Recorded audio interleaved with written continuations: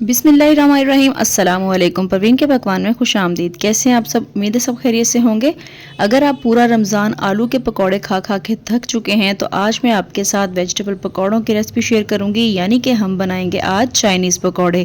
कुछ different recipe है और बहुत ही मज़े के और बहुत ही क्रिस्पी बनते हैं।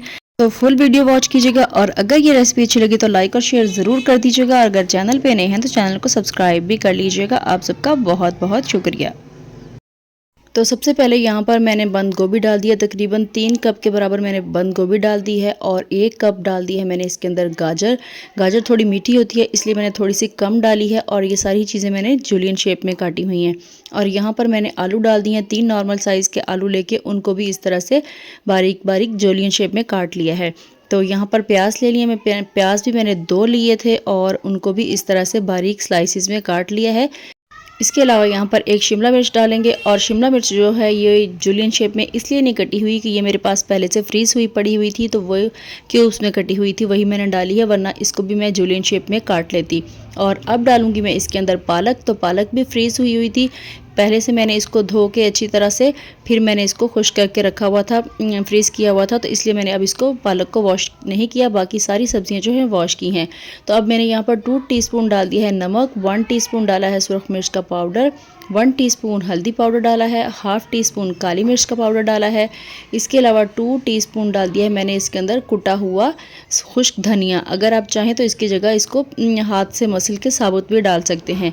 और इसके अलावा डालूंगी यहाँ पर थोड़ी सी मैं रेड चिली फ्लेक्स यानी कि कुटी हुई सुरख मिर्च। इसके अलावा डाल दूंगी इसके अंदर मैं गरम मसाला। तो हाफ़ टी स्पून मैंने इसके अंदर गरम मसाला पाउडर डाला है। और 2 टेबलस्पून के बराबर मैंने इसमें डाल दी है खुश्क मेथी, जो कि इसका मेन इंग्रेडिएंट है। इसकी बहुत ही अच्छी खुशबू आएगी पकौड़ों के अंदर। तो मैंने यहाँ पर 2 टेबलस्पून के बराबर खुश्क मेथी ऐड कर दी है।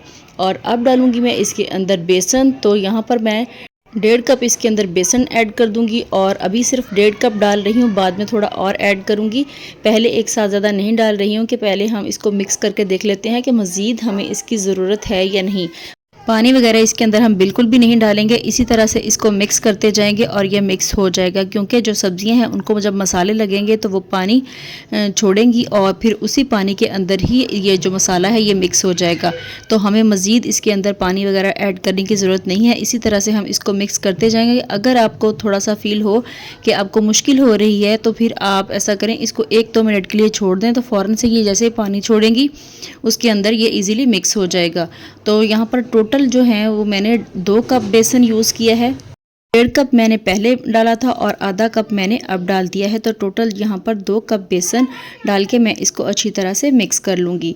और मिक्स करने के बाद फिर डालूँगी मैं इसके अंदर 2 टेबलस्पून डाल दूँगी कॉर्नफ्लावर, जो कि पकौड़ों को क्रिस्पी बनाएगा। अगर आपके पास ये ना हो तो आप इसकी जगह पे चावल का आटा भी यूज़ कर सकते हैं। और फिर इसको मिक्स कर लूँगी मैं अच्छी तरह से। और हमारा मटेरियल जो है पकौड़ों का ये तैयार हो चुका है। और अब हम इसको फ्राई करते हैं। और फ्राई करने के लिए यहाँ पर मैंने कढ़ाई में ऑयल डाल लिया है। और जैसे ऑयल गर्म हो जाए तो फिर हम इसके अंदर पकौड़े डालेंगे। तो पकौड़े कोशिश करें कि आप हाथ से डालें, क्योंकि ये सारी चीज़ें जो हैं जूलियन शेप में कटी हुई हैं। और अगर आप इसको हाथ से डालेंगे तो ईज़िली आप इसको हैंडल कर पाएंगे पकौड़ों को और आप डाल लेंगे। लेकिन अगर आपको ख़तरा हो कि आपका हाथ जल सकता है, आपको एक्सपीरियंस नहीं है, तो फिर आप इसको चम्मच से डाल लें। और जब आपको लगे कि एक साइड से थोड़े से पक चुके हैं उस टाइम आपने इनको छेड़ना है, उससे पहले आपने नहीं छेड़ना, वरना ये सारे बिखर जाएंगे। क्योंकि इसके अंदर बेसन कम है और सब्जियां ज़्यादा हैं। तो जब एक साइड से थोड़ा सा पक जाएं फिर हमने इनकी साइड चेंज करनी है।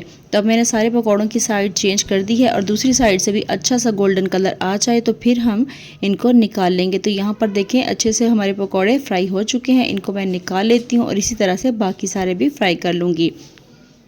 तो यहाँ देखें हमारे पकोड़े जो हैं वो फ्राई हो चुके हैं। पहले मैं आपको इसकी फ़ाइनल लुक दिखा देती हूँ और उसके बाद फिर मैं बाकी के पकोड़े फ्राई करूँगी। तो यहाँ पर देखें जी, पकोड़े जो हैं अंदर से बहुत ही ज़बरदस्त और ऊपर से बहुत ही क्रिस्पी हैं। देखने से आपको इसका अंदाज़ा हो रहा होगा कि ये कितने क्रिस्पी बने हैं।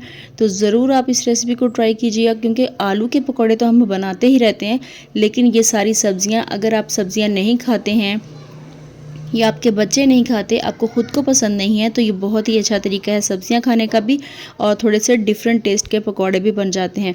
तो ज़रूर इस रेसिपी को ट्राई कीजिएगा। रेसिपी अच्छी लगे तो लाइक और शेयर ज़रूर कर दीजिएगा और अगर चैनल पे नए हैं तो चैनल को सब्सक्राइब भी कर लें। इसके अलावा बेल आइकन को ज़रूर प्रेस करें ताकि मेरी आने वाली तमाम वीडियोज़ आप तक पहुँचती रहें। इसी के साथ परवीन के पकवान को दीजिए इजाज़त। अल्लाह हाफिज़।